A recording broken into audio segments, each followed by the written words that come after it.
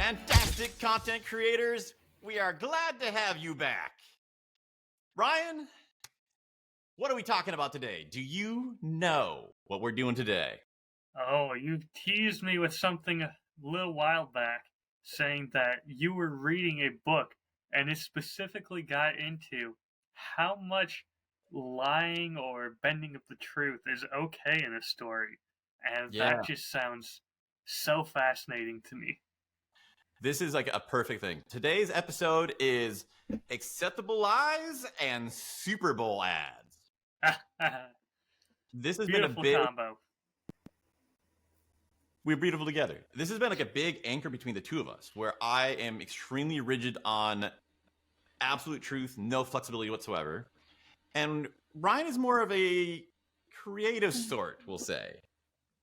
And it's been an interesting thing where there's been like a mutual respect, but not a real clear understanding between the two of us. And this book seems to be such a brilliant bridge between the two. I'm really excited to talk about this. Yeah, I cannot wait to hear what you learned here. Right. Before we get into that, just quick catch up. One thing, tell me one new thing that's happened since the last time we talked.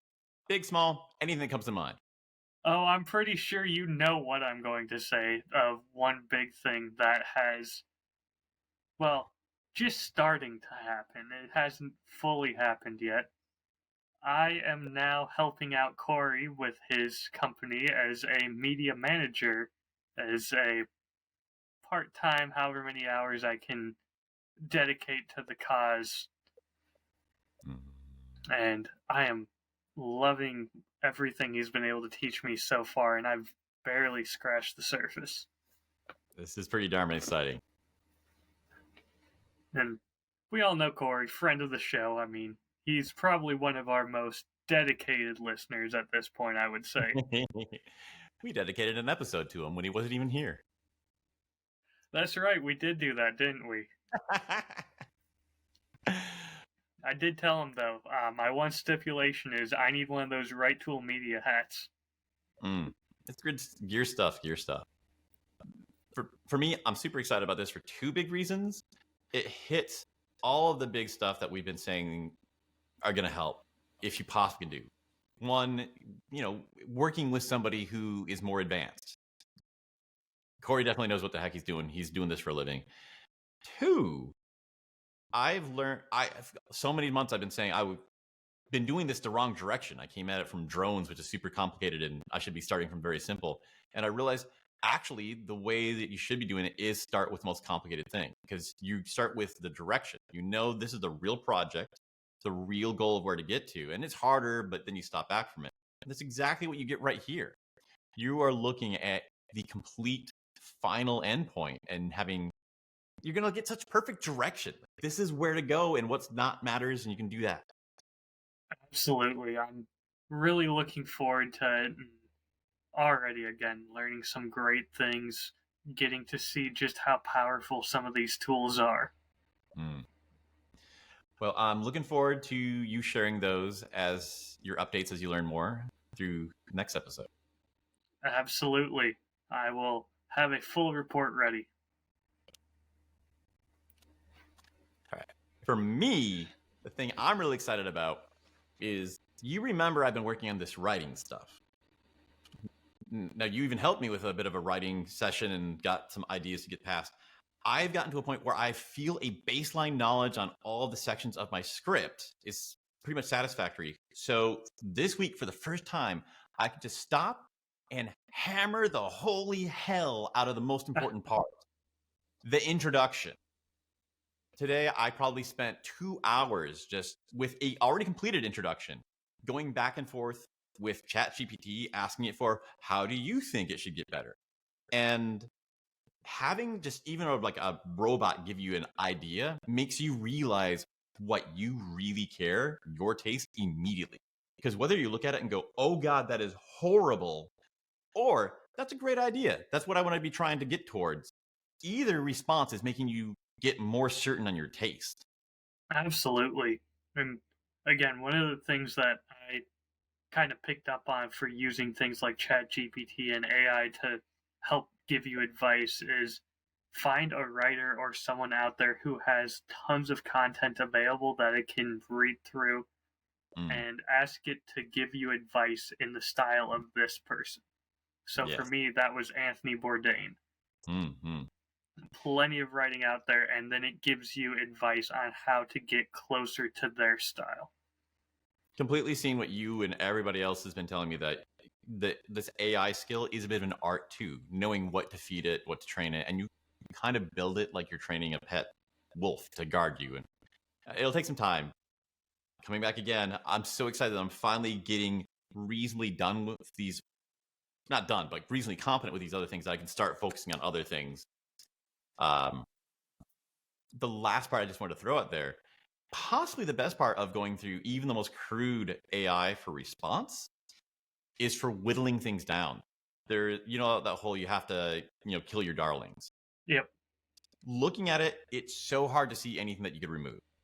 When you have that and it says, hey, you should remove this line, and this line, and I go, hell no, there's no way I could live without it. But you have that, there's somebody lobbying to remove those lines, and you look at it and go, you're right, I can, it just really hurts, but you're right, it's possible. And my introduction is getting more compact, more momentum. Well, momentum is life and death.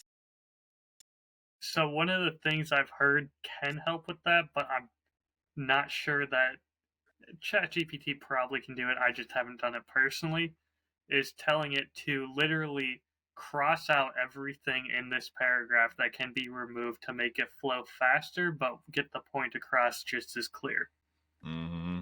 Mm-hmm. And it will just cross out, and you can just read what it has left.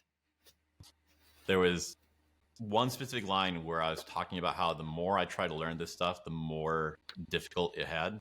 That it was so important from my experience that I was doing everything I could, but it actually was making me further away from my goal. And I thought that was important for them to know, that if you're studying this and it feels like you're getting further away from your goal, don't worry about it. It's like, you don't need that line. And I had to go back and forth 5 times to realize you're right. The whole point that they are actually interested in is, this way doesn't work, that way does. They don't need to know that it was getting worse and worse. And man, just training your mind to see and understand that is just, I think it's another top tier, just breakthrough skill that's going to pay off everywhere. It almost sounds like you're wanting to force in a story when you don't need one. And normally I'd be all about adding a story, but I understand there's a time and place, and trying to tell a story when they're not looking for it, just going to lose their attention. That's exactly, because what this we're talking about is actually in a story. I built an introduction as a cold open on a story, and within that story, I started adding sub stories. And there's no way we have enough time for that in the introduction. We gotta get to the freaking point.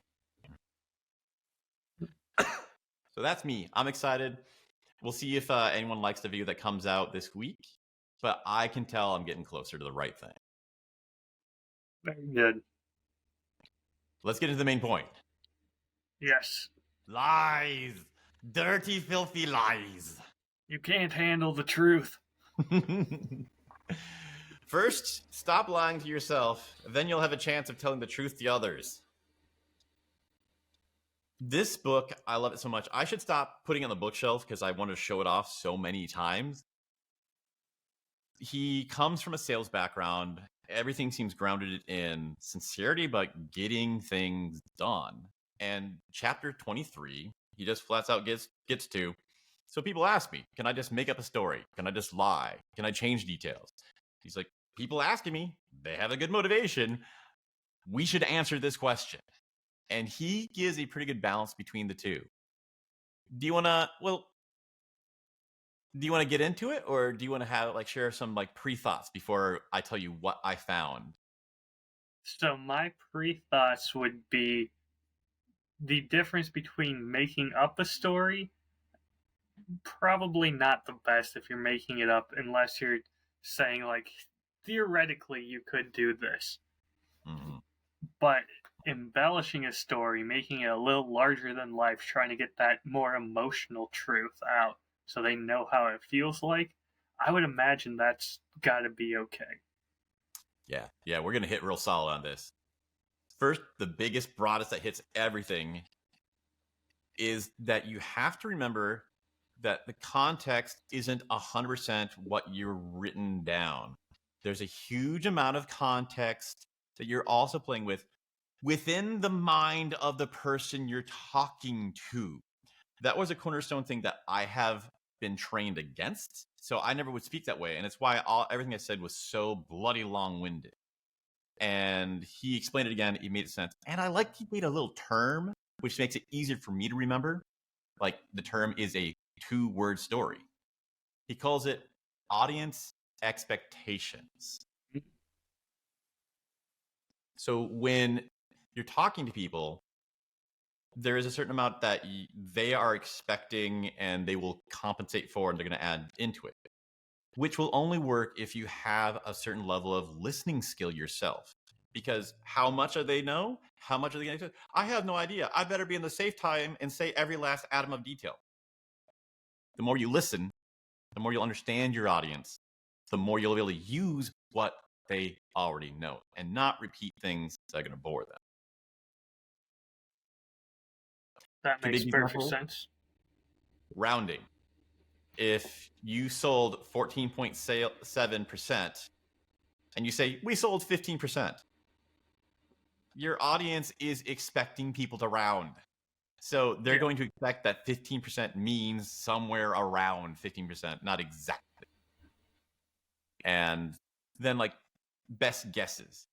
If you say something and later it turns out that you were a little wrong, but it was clear that, that was the best I could guess, I didn't want to spend the time in saying, it was probably about this, but I'm not totally sure. So, like, the time it takes to say those extra caveats slows things so down. It's so boring that just saying, it was X, people also expect, he might not know for certain, but he's just being respectful of my time to not spend so much time telling me what the piece ratio was of certainty was at this time, I'm just thinking about how I use these at work, and I absolutely round when I'm talking about numbers for sales and things like that with my boss. But if I'm talking to a customer and they ask me, what's the price of this bottle, and I don't know it, I'll say, oh, I think that's like $12. Mm-hmm. Even if I just say, oh, $12, they know that's me taking a guess, and it's going to be close to that. Yep. So now, getting into the specific advice he gave, obviously the first one you already covered. What level of reality are you presenting the story as? If you say someone might have done this, or let's just say somebody in Boston, ... You can say whatever the heck you want. You've already made it explicit. This is not supposed to be told, like, taken as truth, and then you're fine. Do whatever you want. See, my mind's going to, the best stories are the ones where, let's say hypothetically, this happened, because it's not legal for me to say that this happened, but hypothetically, this may have happened. Your field has naturally made you master that part. I love those where it's, let's blur the line and leave you wondering, oh, this could be true. Bro. It might not be, and he's not going to tell me that it's true, but it could be. Ryan, I love that. Every part around this discussion is, it's so much better if it's a real story about yourself, but in a pinch use this. But you're actually explaining a way of doing the hypothetical story actually adds intrigue. I just showed Ashlyn the other night The Men Who Stare at Goats. Have you seen this movie? Yeah, I had whiskey. I don't remember much of it, but I had a good time. The very first thing, or one of the very first things at least, is it just shows a black title card, and on it in big white letters, more of this story is true than you would believe. And what a way of setting it up that, okay, yes, there are embellishments here, but more of this is true than anyone would ever believe, and it's ridiculous. Yes. That is the perfect start. I love this. There's so many things that you hear are bad, and it's just because people around it were doing it with low skill. But if done skillfully, that way also can be amazing. Thanks for Those sharing, are man. my favorites, anyways. Yeah. We actually, I like this idea so much. It'd be awesome if you ever want to bring another example in or talk about an example in more detail. I like this so much. This is worth exploring. All right. Next, getting into the situations where it does matter. If you said, okay, we're not saying someone in Boston did this, or hey, maybe part of this is true, wink, wink. But you said, right, I'm going to tell you an experience about what I did so you know that this works and you'll be safe when you do it. You got the stakes now that the truthfulness is starting to matter. You start off with one broad question. I wanted to exaggerate this. I want to change this detail. It's going to make the story better or make me look better. One good question. If there was someone in the audience who was actually there when that event happened, how would they feel? Would they be offended? Or would they be, I'm totally okay with it? I like that. That's a good rule of thumb. I will fully admit I embellish stories all the time, especially just to make it simpler and faster for me to communicate. So one that I just used today at work, I was talking about a bottle of Chardonnay that I really enjoyed, and I was saying, "Oh yeah, I had this bottle. I accidentally drank the whole thing, and I was supposed to save a glass for my fiance, but I drank it all." And yeah, that's mostly true. Maybe embellished a little bit of I wasn't supposed to save her a glass, but I wasn't planning on finishing the whole bottle myself in one night. But that little detail just makes them laugh and helps showcase how surprisingly good it was to me. Yeah. And anyone there who was with the real thing, they heard that story like, oh, that's different, but this is totally fine. They would be okay with it. It's not changing it, it's just sort of enhancing it a little bit, making it have a better punchline. It comes down to that basic cornerstone of listening. If you can stop caring so much about what you want to get out of the story and really imagine, wow, would the people listening feel about this? A lot of things are just going to start getting better. Because as you also pointed out, there's a second half to this. It is respecting your audience's time. They actively want you to cut, simplify, or in your case, exaggerate as much as possible without ruining the integrity of what really happened. I think the liquor industry is kind of the perfect example of this, because already, if you're selling a bottle of wine, you're telling them, oh, you get these notes of dark chocolate coated berries, and then it has this great evolution into wood spice at the end. And 9 out of 10 people drinking it probably aren't going to start naming berries that they're picking out, or they aren't going to describe it like that to their friends. But we've been doing this long enough. We know how to talk about wine. We know how to taste it and pick out these flavors. I know how to do it because I can do it with whiskey, and it was pretty quick for me to jump into it that way. So most people are never going to pick that out. They'll just say, oh yeah, this is good. I like the one note that I can name. Yeah. Doesn't feel like lying. It's in there, but they aren't necessarily going to remember and know that in the future. Relevance, what mattered to them. Absolutely. Next question he throws out there is when you get more specific to selling things, or there's actually going to be a transaction. If they knew what I knew, would they still want to buy this? Would they still want to make this decision I'm asking them to do? And in that case, you're just saving them the time. But if it's not true, then you're definitely doing something sketchy. Yeah, I've had to do some of those sketchier sales pitches before, and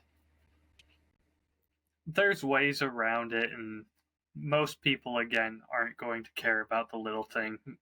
They just wouldn't know to even ask that question in the first place. Hmm. Yeah, I prefer to avoid those though. I've noticed if you follow a lot of great creators long enough, you'll hear them talk about in my early days when I didn't have any money and I really didn't know any better. I did a lot of stuff that I would not do again. Yeah, oh, absolutely. Whether that's accepting a brand sponsorship from Raid Shadow Legends or something stupid like that, to doing a lot of people who work sales sell a sketchy product that they'd rather not, but it's a job. You're actually making me realize that this is probably the reason why every time I take a course on speaking or sales, to a man or woman, every single one of them takes a moment to say, don't use this for evil, because they used it for evil in the past. They feel shitty about it and they want no one else to do that. No, I've definitely sold shitty bottles in my past, and nothing wrong with them. They just, I don't think they're good. I don't think that there's so much sugar and shit in them that I personally wouldn't ever drink it. But the real question, how did you feel about selling that? I didn't enjoy it as much as I do selling things that I actually like and would proudly stand behind. Yeah. It feels good to do that. Absolutely. I'd rather sell good product any day of the week. All right. So now he gives us like a couple categories. We're going to have things that always matter, things that never matter, and things that are on a sliding scale that you got to kind of think about. With the sliding scale, first of all, we have how old it is. The older the event is, the more the audience's context is going to kick in and go, like, there's probably a lot of things forgotten and not accurate and mixed up, and that's fine. They're just doing their best. Oh, absolutely. That you're not going to hold a story that is from a kid when they were 6 and now they're 21 to the same standard as something that just happened to you yesterday. Completely true. But people get really stuck on this. It's one of those statements where you say it, it seems obviously true, but then when you start to put down pen to paper, it feels, wait, what did the guy say? I don't know. Well, if I say this, is that just making up crap? And you have to have someone remind you this. Yeah, and I mean, worst case scenario, you just say, I don't remember his exact words, but it was something along the lines of blank.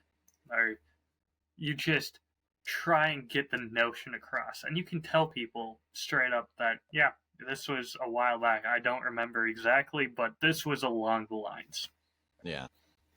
Should be a safe rule of thumb that the older it is, the less you need to explain that you don't remember clearly. But yeah, that'll be the judgment call. Similar to that. Typically, if it's an older story, I'd go in less detail, just in general. That makes sense. So next one related to that is, how long is your telephone chain? If you saw it and it happened to you, a lot of detail, be accurate, don't mess with it. If you heard it from this person who heard it from that, by this point, everyone expects that there's not a lot of accuracy. So if you wanted to alter some stuff to make it more fun, like, it's not right anyway. We're just messing with this at this point. That's true. I like that a lot. I don't do too many of those playing game of telephone stories, but that would be a fun one. This in a little bit, when you do your research in history and you find something and like no one really knows, there's this one scrap of paper who was written by the butler and we're not even positive the butler worked there.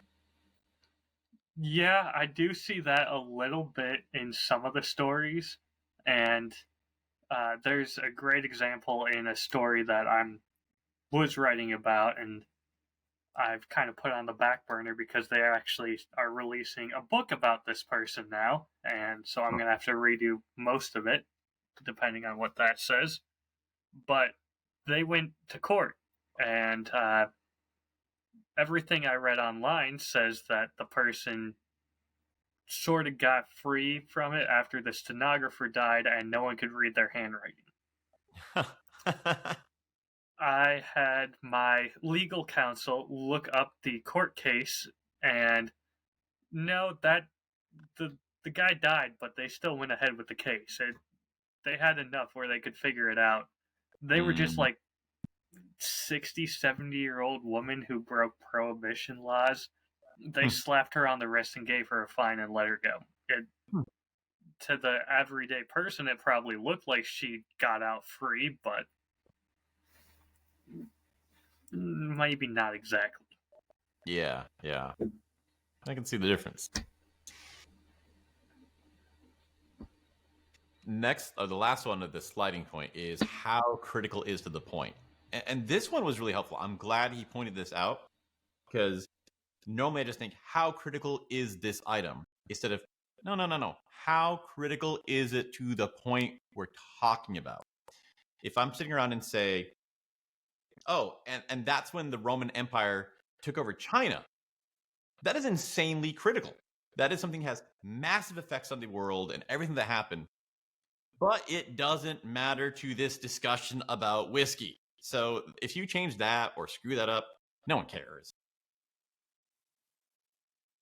Honestly, I'd be tempted to throw in just blatantly wrong things into a story to see if people are listening. So if you're telling a story that's about, I don't know, when you were in California, just suddenly throw in, oh yeah, there was also this one time where the Canadian Mounties tried to invade. It was a wild time, but that's another story. Exactly. You know, Just see if they're really listening. if they get the joke, great. If they don't get the joke, it's not central It's to not hurting the your plot story. at all. Exactly. Yeah, so that helped me a lot. I'm Now, do you I'm want to gonna do that? play with that. Yeah, cool. Let me know. Point out an example you have after you write it. I like hearing these little bits and pieces. I'm no the complete works of art are great, but I'm getting so much joy out of seeing someone take. Here is 2 lines I wrote where I have a question about it, and just looking at that one slice and what you thought. There's some.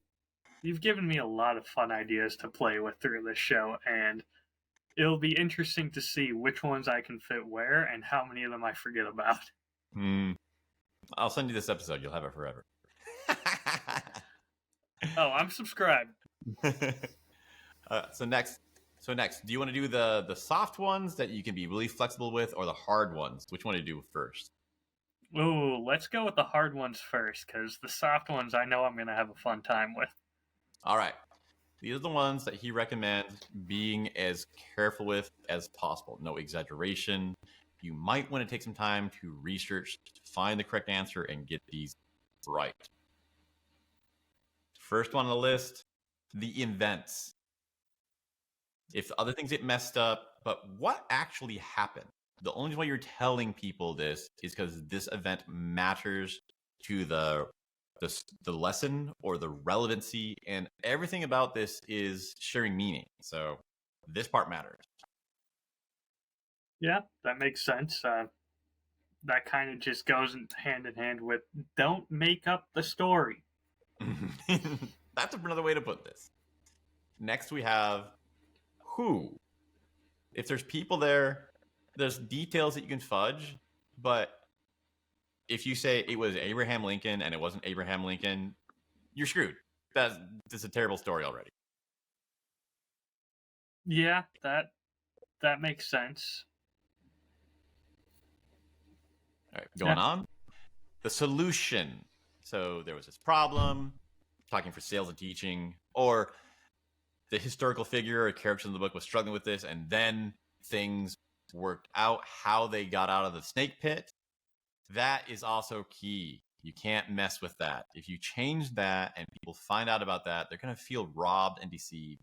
This also leads into the question of, well, what should I do? And if you're telling people to do the wrong thing, that can have consequences in their life. Yeah, that's a good one as well. Don't mess with the moral of your story. So that's solution is the how, and then the next one is the lesson itself, where you can be very accurate on this is how he got out of there, but you tell him, and the reason why that was important was because he wore the right kind of boots. and that is not why he was able to survive, that's also kind of crap. Yeah, I could see that going wrong with a lot of advertisements who are trying to take credit for things that are not due to them alone. Mm. I see a lot of places where the lesson can be so many different things. And I have seen places where people intentionally strong arm it into the exact opposite of what the takeaway is. And No, I just know, okay, I don't listen to anything you ever say now. no.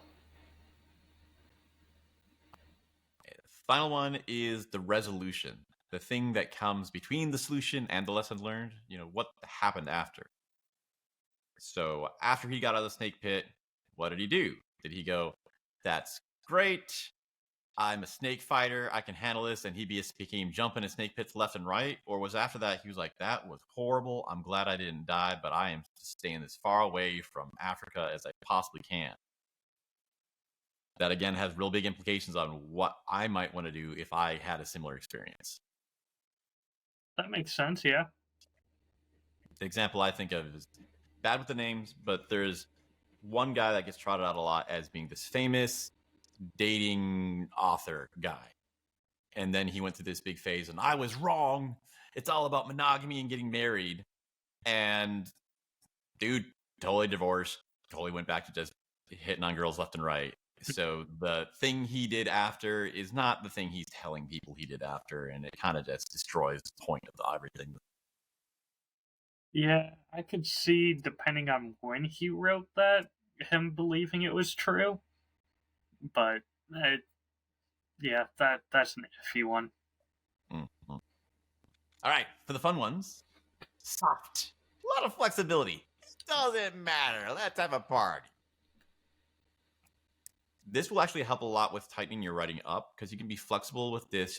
If it's going to make it shorter, or you can say two things in one line, that is a gift to your audience wants from you. First one, where it happened. Yeah, I mean,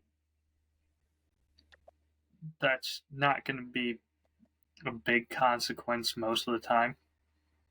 There's a lot of opportunity with that to condense the story. If this important piece of information happened here, and this important action happened at another place, and you can just say they both happened the same place, you can get that out of the story in one line. Good.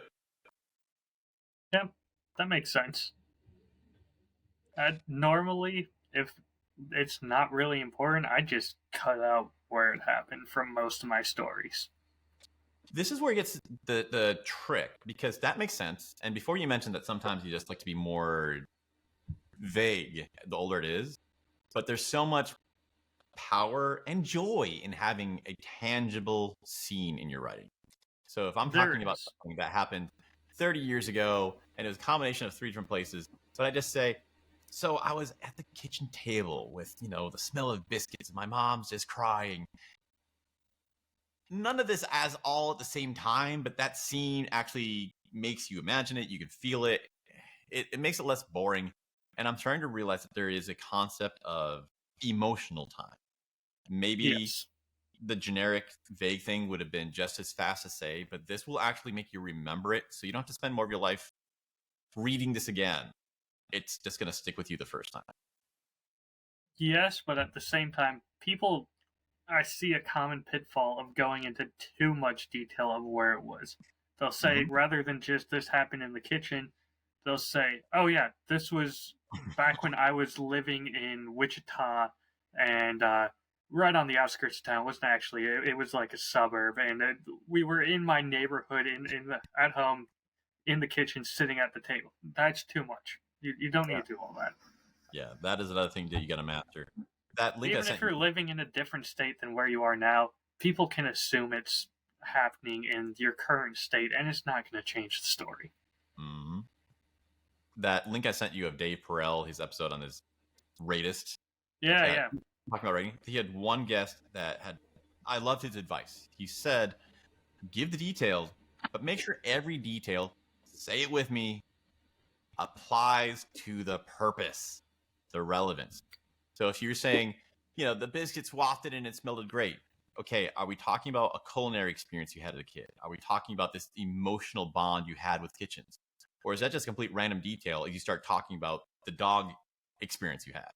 If it's a dog experience, talk about the sound of the dog, the smell of the dog, that kind of stuff. If you filter everything by the lens of what is mattering to the audience in this story, you shouldn't get too much detail. Absolutely. The other thing is, I see people getting tripped up trying to remember details that don't matter. Hmm. So they'll be like, "Oh yeah, this happened when I was living in Kansas." No, it was maybe it was Kansas. That could be Nebraska. Doesn't matter. Exactly. It doesn't matter as much as I would love to be specific, and as much as I think it's a kindness to tell people what level of certainty you have. They got context. They have brains. You You're can just just say this. you're also just losing them on the story now. They have lost interest. They don't believe you have credibility because you can't even remember what fucking state it was in. This is also, I'm realizing, what those myriad of subtle tells. People don't understand what's happening or how it's happening, but they get that feeling that you are trusting and knowledgeable and wise. Because if you skip these things in cases where it won't upset them to skip it, it sounds to them like the village elder who's been doing this for years and knows everything. You just sound so wise. And they don't understand why that feels like wisdom. Because the only person who understands to do that is a person who understands people and listens really well and has been at this for decades. Exactly. Next one on the list is names. If Abraham Lincoln wasn't there, don't say it was Abraham Lincoln. But if my friend John was here and I call him Joe, no one cares because no one knows Joe.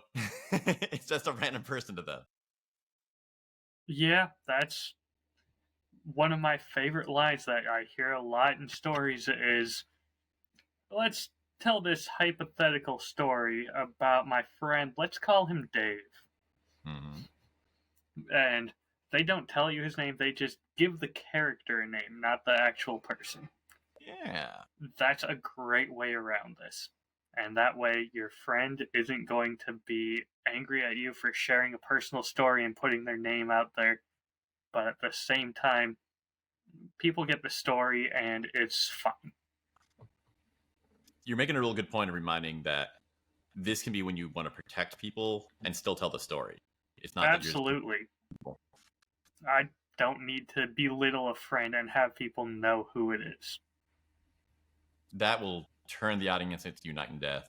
You know, I still keep remembering that Simon Sinek story where he was just dumping on his friend right after specifically calling him his friend. Simon's talented, but I will never think of him the same way after that. And half the time, I don't even name the friends in stories. Like, one of the stories I talk about for Repeated Scotch is, oh yeah, this friend of mine, amazing that I still call him my friend after this experience, told me that Octomore pairs really well with double stuffed Oreos after I'd already had like 10 glasses that night. And let me tell you, it just glues the smoke to the back of your throat. Do not trust him. It doesn't need a name. Friend is his name. That's all you need. If someone was actually your enemy, also call him out as an enemy, because he's like, I won't say his name to protect him, but my friend, and everything you're saying is really, really insulting, and the tone is that you actively were offended by it. Like, okay, I don't think this guy was your friend. Oh, by saying he's my friend, but it's amazing I still call him that. That sets the tone immediately of, oh, this is a good friend who will mess with you. Everyone has one. Yes, maybe, probably. If you don't, you are that friend. You're right. I know. I was editing one of our episodes, and there was like one joke I made, and you could see you just bend over laughing, and Corey's face goes to, so we're doing this, huh? Oh, yeah, I believe that. All right, our last one, and I think this might be one of the most valuable ones. The order they happen. Sure, we're saying this happened, 2 years ago when it happened 10, but it feels instinctively that it's vital that this happened, which caused that, which caused that. There's a lot of times where there's not a cause and effect. They're just at different times, but it makes it more understandable. Like, this piece happened earlier, but it wasn't important or used by anyone until after the other things. We'll just say it happened after. Yeah, that makes sense. It didn't to me. I needed someone to explicitly tell this to me. It's like, oh, thank you. I can't think of any specific examples where I've had to do that, but yeah, I can see that working. All right, so I clearly am very excited about this. Obviously, this was something that was more Ryan already like, I know, and me going, holy cow, I invented fire.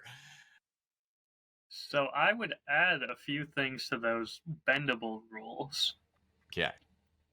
And the first one is dimensions. Mm-hmm.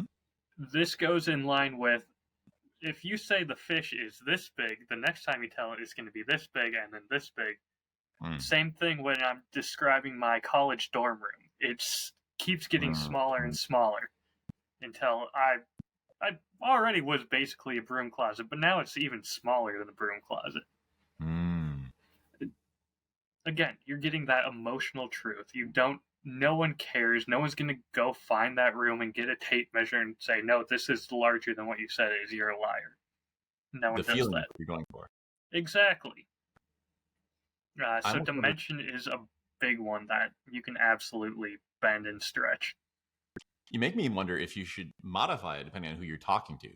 So I'm saying, oh, it was so small. It was 8 feet by 6 feet. And then I'm in Tokyo. I tell that to someone. They're like, what the crap are you talking about? That is huge. Like, okay, I have to adjust it to a dimension that would feel small to you. Yes, I could see that. I would still just try and change the story a little bit. Like, here's another good example. I have a friend who is another whiskey som, and he used to be a professional rugby player from Australia. He looks if there's two of me standing next to each other and a third one of me sitting on my shoulders, that is his build. Funniest thing I've ever seen is a picture of him on a plane. When I tell that story, it's great. Everyone knows what it looks like. They know how cramped it is on a plane. They can see I'm 6 feet tall. He's got to be big. Now, when I'm talking to someone who is also taller than me, I'm telling that story. I focus more on he's at least 2 of me wide and a good head taller than you. And now they're picturing not just the cramp from the head, because they know how ridiculous that is. They're picturing, he's having to try and squeeze into this little seat, this poor man.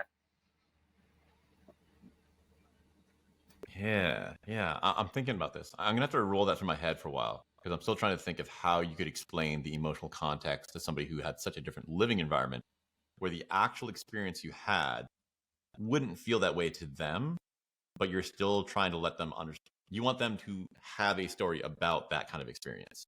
So for the dorm room one, I'd say, I was living in this glorified broom closet, which is about just smaller than what this room is or what this house is for you.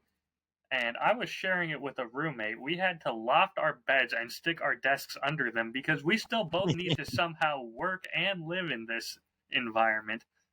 By the way, he was a 6'2" ginger.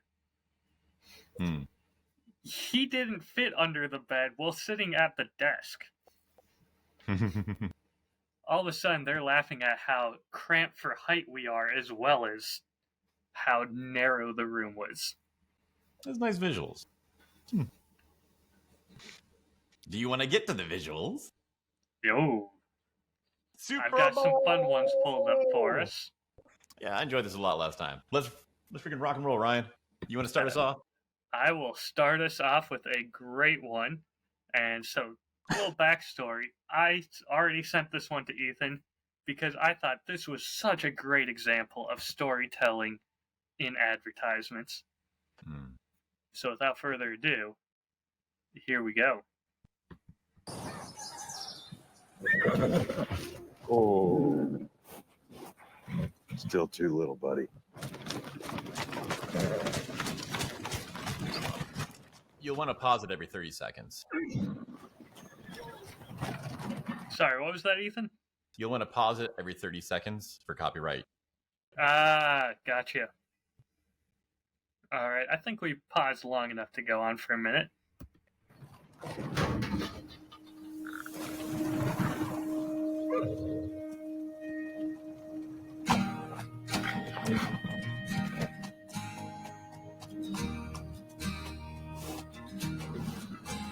There's a reason for the sunshine sky, and there's a reason why I'm feeling so high. Must be the season when that little light shines all around us. So already off to a great start. Still too little. Can't go on the adventure. But, trouble happens, keg falls off. So let that feeling grab you deep inside and send you reeling. Where your love can hide, just feel the thunder.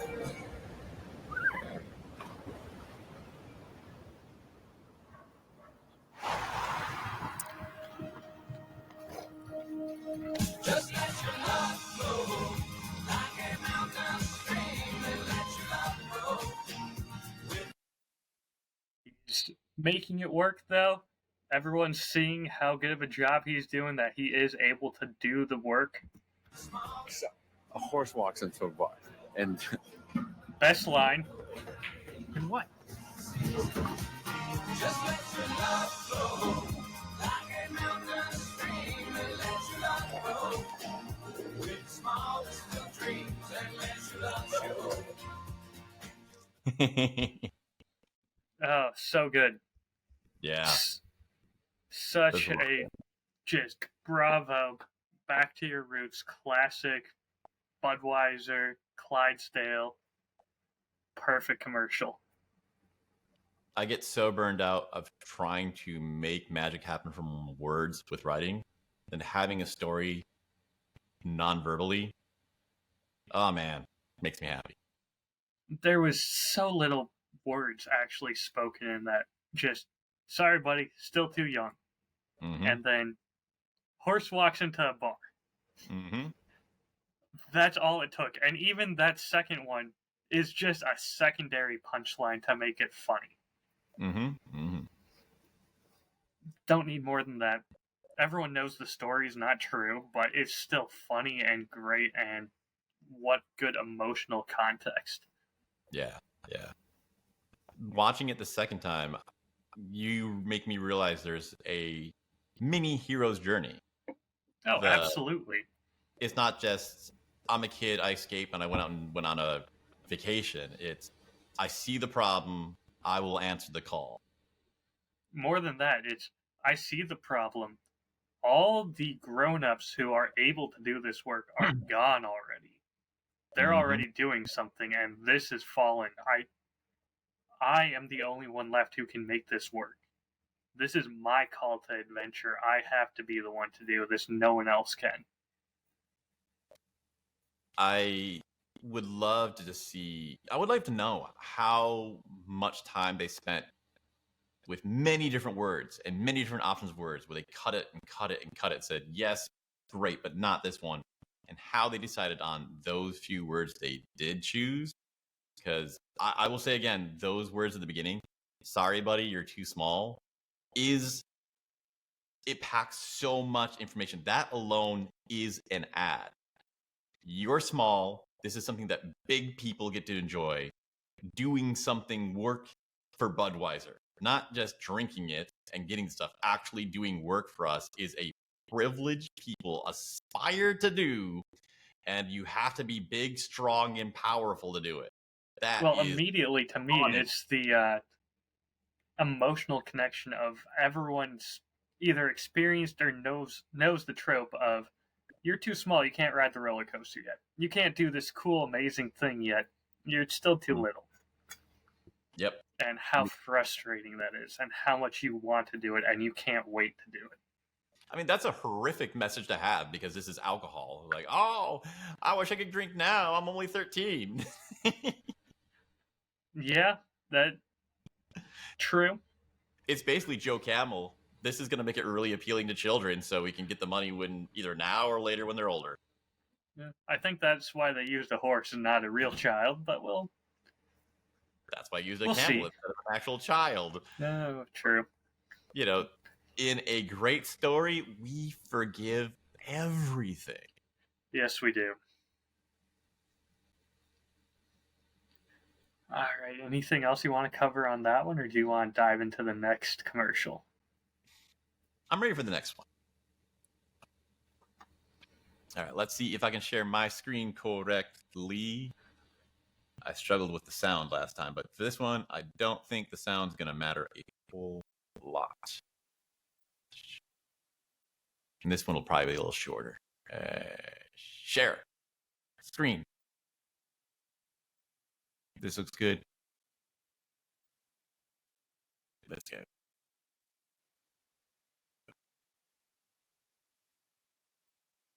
Short ad. Oh, doesn't want to play. There you go.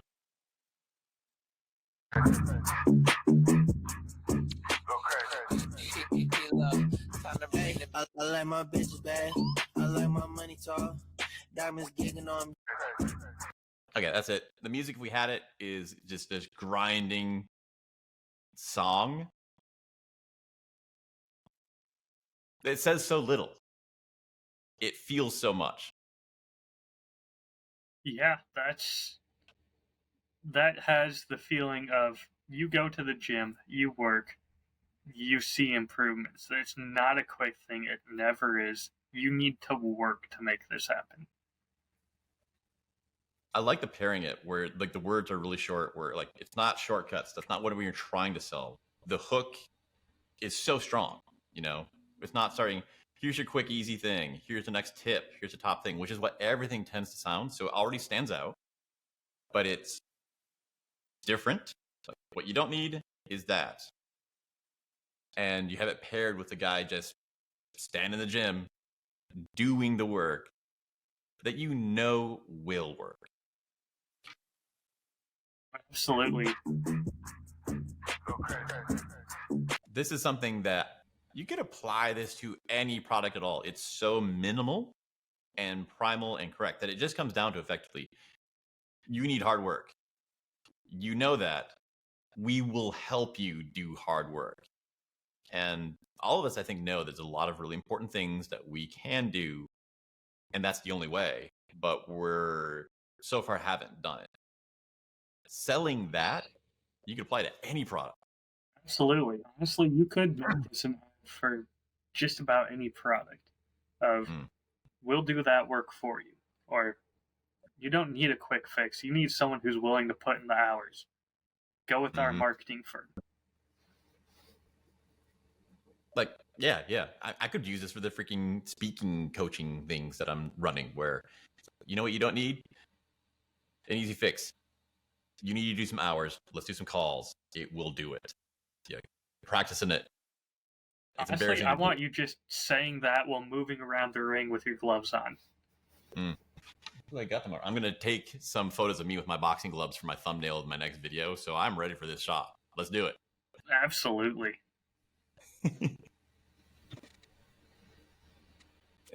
I like it. This guy, he's local, the gym. It's not something that you expect him to be working on becoming a master of copywriting. It's so good in a different type. So I was glad I got to see this. Absolutely. I've got two more for us. Let's We're go. gonna go with this one here. So similar vein to the first one I showed us. Here we go. I hope that's the ground. Thank you, buddy. What? You got a dog? Yeah, he's a rescue dog. Name's Wego. Wego. What kind of name is that? Call him. Here we go.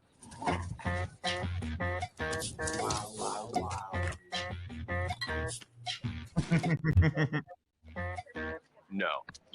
So immediately, the whole premise of the commercial is very clear. And it has one joke okay, that's clever, I'll laugh at that. But then it's how far they're willing to take it. Ooh. Here we go. I'm like, but the candy coming back. Here we go. Thank you. Here we go. Here we go. Here we go. Here we go. He's so small. So, hardworking dog. Clearly, we all know the joke already, and it's escalating. It's a party. But just keep watching as the stakes keep getting raised. Good boy. Here we go.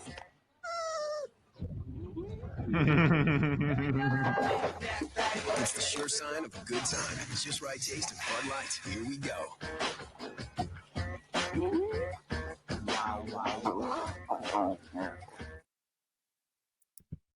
So another great ad of easy understanding punchline that you know from the bat, but there's still a story. It still has escalating, rising action. Still almost has a hero's journey of, well, I'll start with one beer and just having to drag it, and now I'm having to drag 6 packs, and then I'm rolling in a keg. And you know what? After that, you guys are on your own. You have a keg. You're good. I'm floating. I'm fine. Mission accomplished. And then at the end, you see rescue dogs, and you go, "Oh, that makes sense why they have a dog now." There's a real big point about rising stakes. This stuff is magic. When it's done well, you don't see it because you're so wrapped up in feeling it. But the rising stakes is such a powerful element where whatever you're doing, doesn't matter, small, silly, stupid. If you just notch, it resets your attention span and you feel like you're moving somewhere. So it feels like there's meaning, even though that had no meaning. It was just fun. Oh, there was another deeper meaning that I don't think you caught. Look at every time he got a beer, and it's a different occasion that they're telling you is now okay to drink Bud Light in. Ah. First time hanging out with friends and catching up. All right, grab a beer. All right, we're hanging out now, having a good time. Let's have another round. Oh, the women are coming. Let's get them some drinks. Mm-hmm. Oh, it's a party. We need a couple 6-packs. Gotta have a good case of beer in the fridge. Oh, real party. We got kegs for that. Oh, we're hanging out by the pool. Let's have one while we're floating. Oh, yeah. They're giving you permission for all of these events to have a Bud Light. In other products, you could have it more clearly that you're rising the stakes, and we have a range of products that hit all of these ranges. Absolutely. We appeal to both men and women. Oh, you're chatting with a girl and you're on the couch together making out. Yeah, have a Bud Light. Yeah. It's like, this is stuff I love. I was arguing with a friend this week where I think you can tell more in this kind of stuff than you can in a 200-page book. You just have to work really freaking hard to cram so much in every single frame, every single word, because one word can mean so many things if you pick the right ones that mean multiple things to multiple people. And 90% of that ad was saying the same phrase. Here we go. Yep. That's it. That's what 90% of that ad was. I was happy you picked this topic for today.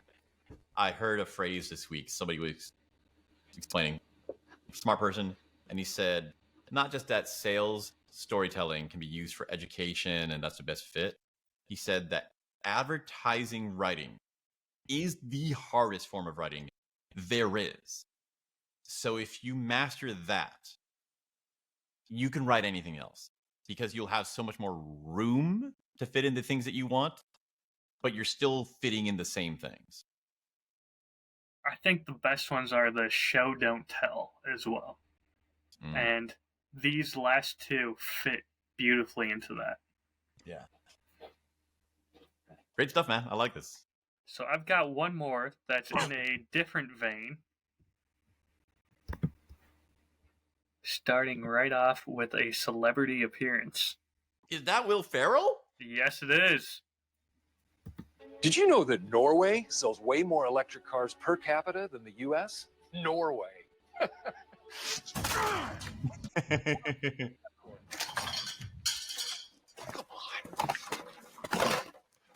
Never mind. With GM's new Ultium battery, we're gonna crush those losers. Crush them! Go ahead. Keenan, Norway's out EVing us. So, already premise is set of we can't lose to Norway. Mm-hmm. And it's very clear that it's about electric vehicles, and they'll throw in a few pitches here and there. But we already have the call to action of we can't lose to Norway. And it's a physical journey that requires assembling a crew. You're Yep. also hitting the very core of electric cars. Elon Musk making Tesla to make it cool. And that's what this is doing right now. This is going to be cool. But it's also silly. It's not taking itself too seriously. Hmm. Wait, what's this? Oh, it's my daughter's birthday. She's really into pirates I don't lately. care. Grab an EV, meet me in Norway. Okay, can I say goodbye to my family? Nope. All right. Aquafina, sorry to disturb you, but Norway's beating us at EVs. Nuh-uh. Uh-huh. Nuh-uh. Uh-huh. Meet me there in an hour. Can I ride with you? No! GM's Ultium battery is made for all types of vehicles, so soon everyone can drive an EV. So, already, crew assembled. Again, bending the truth a little bit. Meet me in Norway in an hour. Can I ride with you? No, that's not possible. But it's funny if anyone catches it. If they don't, it's not going to hurt their make-believe story.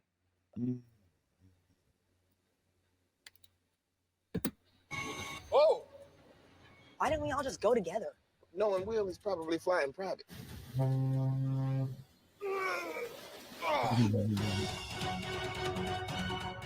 Norway, listen up, you fish-loving!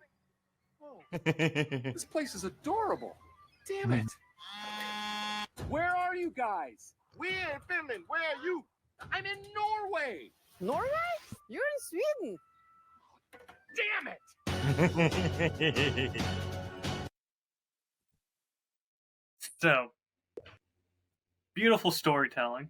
Bit more words in this one, but it really captures a lot of emotions, a lot of silliness, but also going back to we're Americans, we're the best. Come on, guys, we can't lose to Norway. Of all people, Norway, we can't even go to Norway. We accidentally go to Sweden and Finland. They're so small we can't even remember where it is on the map. Yeah, come on, Norway. That brilliant, but also look at some of the things that were in there. I mean, it's my daughter's birthday. I'm dressed as a pirate. I don't care. We need to go now. You can't say goodbye to them. That detail doesn't matter, but it creates a sense of urgency. I'm going to bring this back to tone. That's a place I see a lot of people screw up. And a lot of people, that's where they win the war. All the words we're saying, it's not to convince people of information. It's to make them feel a certain emotion. And I know that's a hard pill for me to swallow, but that's the fact. And this one, you're saying it's a rivalry. We're falling behind, us versus them, and we have to beat them. And that normal story, if you just write that story, is a story of resentment, hostility, and anger.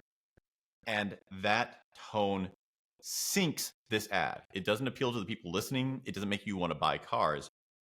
So taking that story and using skill to wrap it in a tone that is positive and fun, that is hard, but that makes the night and day difference whether this is a crap ad or an effective ad. Oh, absolutely. And Will Ferrell was the perfect choice for this because he is almost typecasted himself, I would say, into playing these ridiculous roles, but still take themselves seriously. That's yes. Developing the concept, I'm realizing, is the most important part of writing. I thought it was all getting the words right and spending a lot of time making paragraphs, and then I thought it was making outlines, picking the right thing to talk like. But it's this, because there had been a point where they were sitting in a room. They said, "We have this conflict against Norway. That's a driving emotional thing," and somebody said, "How about we take it and wrap it in a way, instead of being serious, that it's funny?" And that wasn't writing lines, but that was what made the ad. And let's be honest, there's 2-3 times where he got into more specs, talking about the battery, that sort of thing.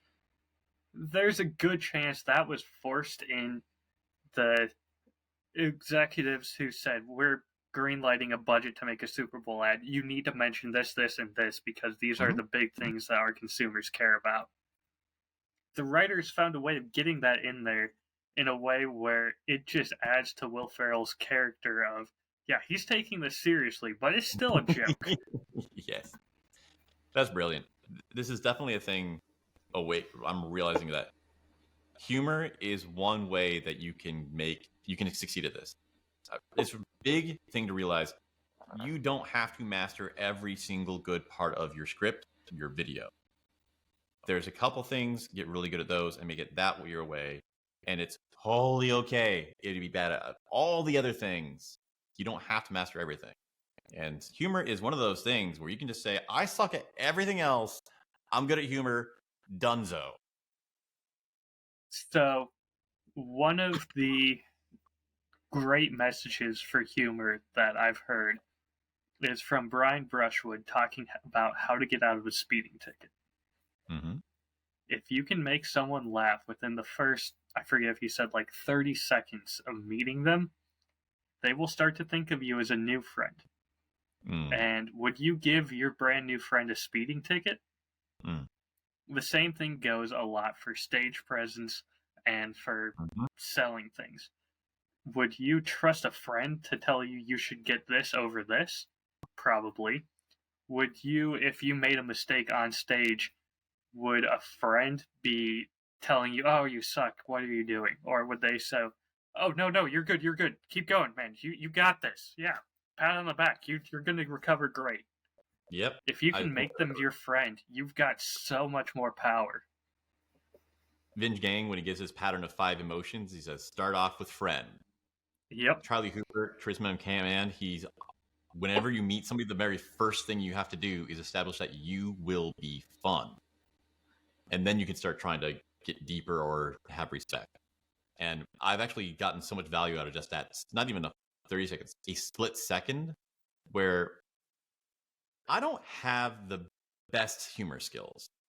But if I do that step where I make it really, really obvious, I'm happy for fun, I'm here to just whatever. And you can just do that with a look in your eye. And then I tell the joke, and they look at that, wow, that was wrong, and actually might offend me. But I'm completely convinced you're just here for fun, and you're not trying to be mad at me or anything. And they'll go like, all right, this is my buddy, whatever. Before, absolutely, I got a lot of bad reactions. It really depends, and I personally, one of my go-to ways has started being stealing lines from Norm from Cheers. When he first walks into the room and they say, how's it going, Norm? He always has some one-liner about why he needs a drink. How's life treating you, Norm? Like, I just kicked its dog.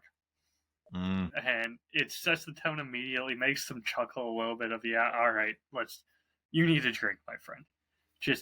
That's the tone. Absolutely.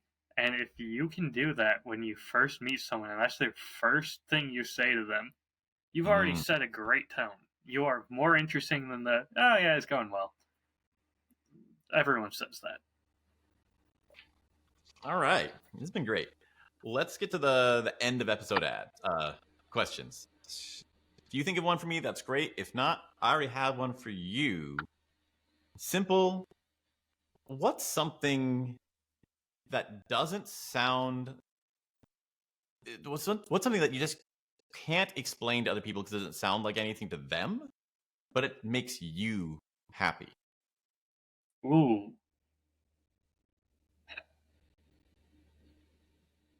When I'm able to hide little details of a story inside the story that are important to me, but no one's going to really notice or care about.